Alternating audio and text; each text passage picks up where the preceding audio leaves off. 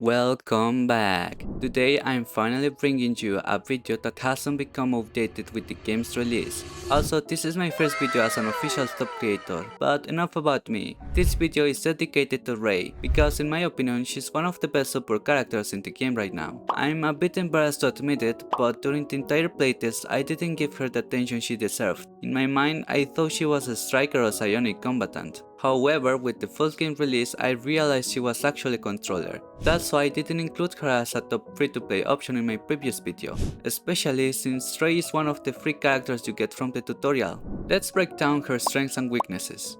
Her pros are that she has the best damage amplification in the entire game, she makes basic attacks actually useful, she is a very offensive oriented support, and she helps you get rid of useless cards or ailment cards from your deck.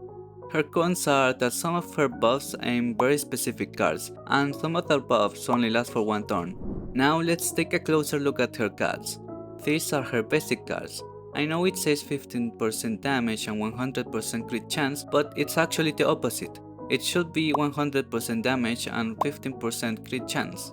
The special card she starts with is Strike of Darkness, which increases the damage of basic cards by 100% for one turn. It also has Lead, meaning it has a 50-50 chance to reduce its cost by 1, but you have to use it instantly at the start of your turn or it will lose this effect.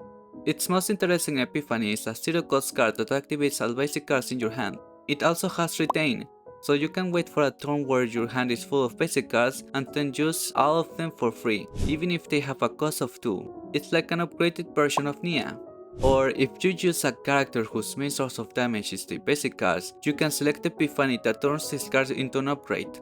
Let's move on to her unique cards. She has an upgrade that increases the damage of 1 cost cards, but with the help of an Epiphany, this also ends up buffing 0 cost cards, making this card way less specific. This is the card that lets you thin your deck during battle. It also draws another card and heals you a little. The epiphany that catches my attention the most is the one with Exhaust 2. This lets you use that card twice before it disappears for the rest of the battle. I imagine the best use for this card is to apply its damage buff to another card with an AoE attack or multi-hits to massively boost its damage. And based on the wording of this card, I assume if the buffed card has Retrieve and returns to your hand, it will keep the damage buff. Here, you can't really choose the epiphany that suits you best. The most interesting one will be this, assuming its effect can stack. Some say this is her ultimate, which is why it doesn't have different epiphany variations, but I still think it's very good. It originally grants 2 morale, but since you get 1 Rei from the tutorial and her first 2 from an event, it will always grant 4 morale. This equals an 80% damage increase to all your cards for 1 turn.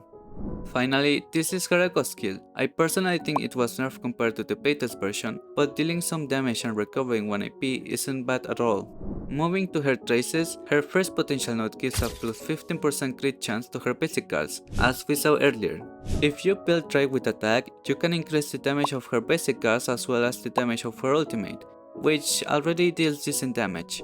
Now, regarding her dupes, her first dupe is free and turns her into a better buffer. Her second dupe makes her a better healer, healing the team the first time she uses an attack card each turn. Her third dupe increases the level of arc her cards by 3. Her fourth dupe increases the damage of one of her cards.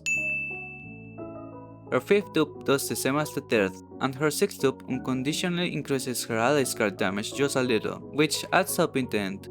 As for her teams, I've been mentioning them along this video, but there's one 5-star character that works exceptionally well with Rei, and it's Mei Lin. Mei Lin uses her basic cards a lot since they have a very low cost, attacking many times per turn. With Rei on the team, Mei Lin becomes an absolute killing machine, but you'll see that in my next video.